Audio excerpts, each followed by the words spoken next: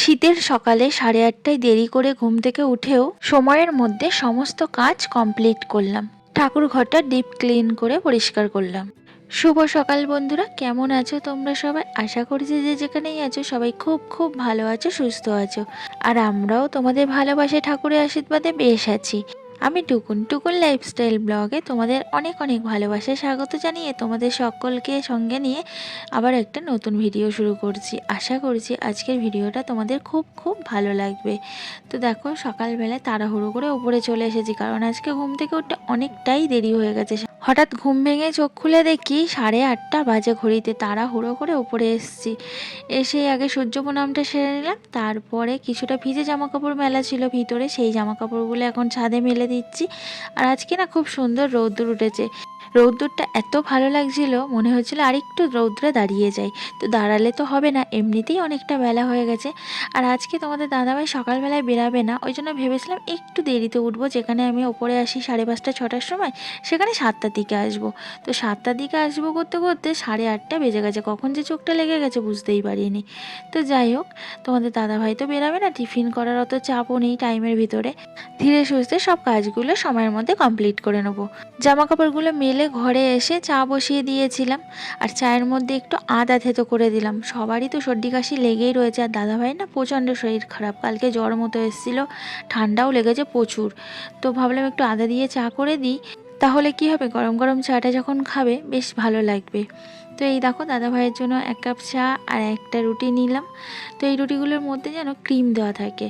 তো যাই হোক, এই যে চা নিয়ে এখন আমি নিচে যাচ্ছি। এখন দাদাভাইকে এই চা রুটিটা খাইয়ে ওষুধ খাওয়াবো। দাদাভাই শুয়ে আছে নিচে। তো এই দেখো, দাদাভাই চা রুটি খেয়ে নিয়েছে, আর এখন আমি এর থেকে একটা প্যারাসিটামল দাদাভাইকে দিয়ে দেবো। রাত্রেবেলা একটা প্যারাসিটামল খেয়ে শুয়েছিল। আর এমনিতেও এখন ওয়েদারটা যাক, এই দেখো গরম লাগছে, আবার এই দেখো ভীষণ ঠান্ডা। আমারও শরীরটা তেমন ভালো না, গলা টলায় কেমন খুসখুস করছে, ঠান্ডাও হালকা হালকা লেগেছে। দাদাভাইকে চা আর ওষুধটা খাবিয়ে আমি ওপরে এলাম। ওপরে এসে আমার চাটা নিয়ে এই যে রৌদ্রে বসেছি। এখন রৌদ্রে বসে বসে চাটা খাচ্ছি। আর এত ভালো লাগছে তোমাদের কি বলবো, বিশ্বাস করো ভীষণ ভালো লাগছিল। রৌদ্রে মনে হচ্ছিলো বসেই থাকি। বসে থাকলে তো হবে না, অনেক কাজকর্ম পড়ে আছে, এমনিই আজকে উঠতে অনেকটাই দেরি হয়ে গেছে। তো কিছুক্ষণ বসে তারপরে চলে এলাম। কালকে রাত্রে ঠান্ডা জলের জন্য বাসন মাজতে পারিনি, তো সেই বাসনগুলো ছিল। তারপরে চা খাওয়া হলো সেই সব বাসন। তো এখন বাসনগুলো সব মেজে নিচ্ছি, তারপরে বাসনের ঝুড়িতে সব উবুর করে দিতে হবে। সংসারে কি কাজের আর শেষ আছে? একটা সংসারে যে সারাদিন কত কাজ থাকে, সে বাড়ির বউরা ছাড়া আর কেউ কখনো বুঝবে না। যাই হোক, এই যে এত সব কাজ আমি কিন্তু নিজেই করি, আমাকে কিন্তু হেল্প করে দেওয়ার মতো কেউ নেই। তো দেখো, বাসনগুলো আমার মাজা হয়ে গেছে, আর এখন এই বাসনগুলো সুন্দর করে ধুয়ে নিচ্ছি।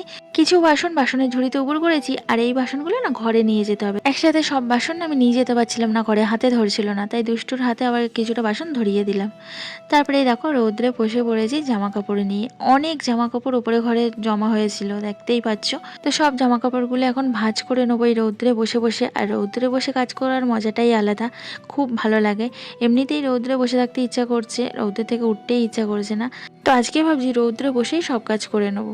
তো জামা কাপড়গুলো সব ভাঁজ করে নিলাম। তারপরে দেখো বসে পড়েছি লাল শাক নিয়ে। তো লাল শাক সবজিপাতিগুলো ভাবছি রৌদ্রে বসেই কেটে নিই, বেশ ভালোই লাগছে। তো লাল শাকগুলো এখন কুচিয়ে নিচ্ছি, তারপরে সবজিপাতিগুলোও কেটে নেবো এক এক করে। কি বলতো, সকাল থেকে 12টা অবধি ছাদে কিন্তু বেশ ভালো রোদ্দুর থাকে, তারপর যত বেলা বাড়ে আস্তে আস্তে রোদ্দুরটাও সরে যায়। তো সবজিপাতি কেটে চলে এলাম রান্নাঘরে, আর আমি কিন্তু ভাত বসিয়ে দিয়ে গেছিলাম। তো দেখো, ভাতটা আমার হয়ে গেছে। ভাতটাকে আবার উবুর দিয়ে নিলাম ফ্যান গালার জন্য। তারপরে এই যে তেলাপিয়া মাছ নিয়ে চলে এলাম রৌদ্রে। এখন রৌদ্রে বসে মাছগুলো কেটে নেবো। সকালবেলায় বাড়ির সামনে থেকে মাছগুলো নিয়েছিলাম, তো মাছওয়ালা না মাছগুলো কেটে দেয়নি, ওনার কাছে বটি ছিল না তাই, নাহলে কিন্তু সব মাছওয়ালাই আমাদের এদিকে মাছ কেটে দেয়। আর এই তেলাপিয়া মাছের না এই কাঁটাগুলো না ভীষণ শক্ত হয়, আর আমার বটিতে একদম ধার নেই। দেখো না কত কষ্ট করে করে আমাকে কাটতে হচ্ছে। তো যাই হোক, অনেক কষ্ট করে মাছগুলো সব ভালো করে কেটে নিলাম। তারপরে এই যে চলে এলাম স্নান করে একেবারে ঠাকুর ঘরে। তো আজকে বৃহস্পতিবার, দুধ কলা তো আমরা দিই, তোমরা সবাই জানো বৃহস্পতিবার করে আমরা দুধ কলা দিই। তো এই যে দুধ কলা ফুল সব নিয়ে ঠাকুর ঘরে চলে এলাম। এখন ঠাকুর ঘরের জানলাটা খুলে নেবো। ঠাকুর ঘরের জানলাটা খোলা হয়নি, সকালবেলা তো ঠাকুর ঘরে ঢোকা হয় না, ওই জন্য জানলাটাও আর খোলা হয় না। তো জানলাটা দিয়ে দেখো কত সুন্দর রোদ্দুর ঢুকছে, আর আজকে রোদ্দুরটা না খুব সুন্দর উঠেছে, রোদ্দুরের তেজটাও তেমন।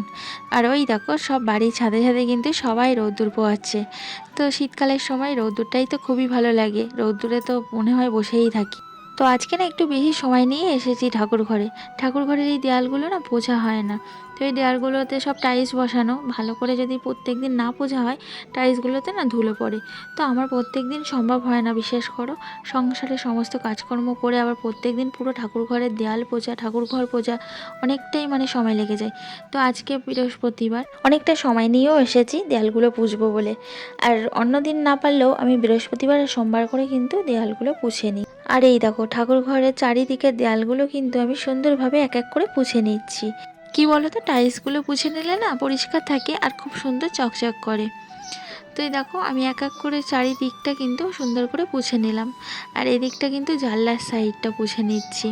তো ঠাকুর ঘরটা কিন্তু বেশ বড়ই, আর চারিদিকটা পুষতে কিন্তু অনেকটাই সময় লেগে যায়। তবে যে কোনো জিনিস সুন্দর করে গুছিয়ে পরিপাটি করে পরিষ্কার করে যদি রাখা যায় তবে কিন্তু খুব সুন্দর লাগে দেখতে। তবে হ্যাঁ, তার পিছনে একটু খাটুনি থাকে, আর খাটুনি না করলে সেই জিনিসপত্র কিভাবে পরিষ্কার পরিচ্ছন্ন থাকবে বলো? কষ্ট করলেই তবেই তো কেষ্ট মেলে।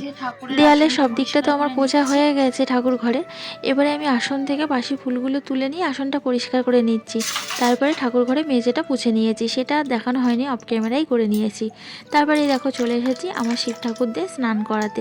তো শিব ঠাকুর লোকনাথ বাবা আছে, সবাইকে স্নান করিয়ে আসনে তুলে দিয়েছি। আর এই দেখো আমার পুজো দেওয়া কমপ্লিট হয়ে গেছে বৃহস্পতিবারের। তো বৃহস্পতিবারে তোমরা কেমনভাবে পুজো দাও কমেন্ট বক্সে জানিও। বৃহস্পতিবারে আমি এভাবেই পুজো দিই। তো এখনও রান্না বাকি আছে, তো এবার গিয়ে রান্নাটা সেরে নেবো। রান্নাটা সেরে নিলে আমার কিন্তু সব কাজ কমপ্লিট হয়ে যাবে।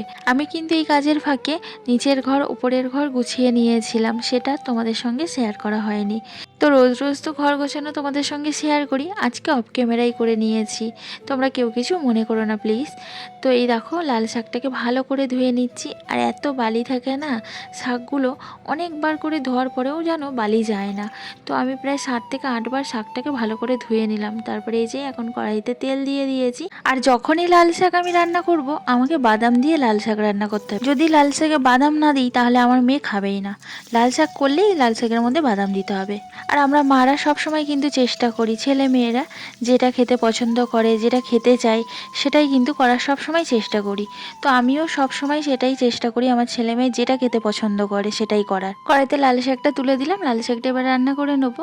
আর কালকে যে আমি তেলটা বানিয়েছিলাম মাথার চুলের জন্য তোমাদের অনেকেরই ভালো লেগেছে, তোমরা সবাই বলেছো তেল বানানোটা খুব ভালো হয়েছে। তবে আমি বলবো তেলটা কিন্তু খুব উপকারী, তোমাদের যাদের যাদের চুলে নানান রকম সমস্যা আছে এই তেলটা ইউজ করে দেখতে পারো, খুব উপকারে আসবে।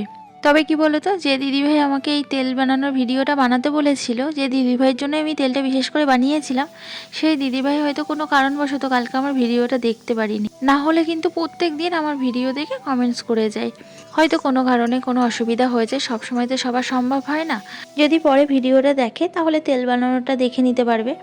যাই হোক, লাল শাকটা আমার রান্না করা হয়ে গেছে। তো লাল শাকটা রান্না করে আমি পাশের ঘরে এলাম, ইন্ডাকশানে ডাল বসিয়েছিলাম, ডালটা সিদ্ধ হয়ে গেছে। তো ডালটাতে এখন আমি ফোড়ন দিয়ে নিলাম পেঁয়াজ আর শুকনো লঙ্কা দিয়ে। তো ডালটা দেখো ফুটে গেছে, এবার ডালটায় সামান্য একটু চিনি দেবো, দিয়ে নামিয়ে নেবো।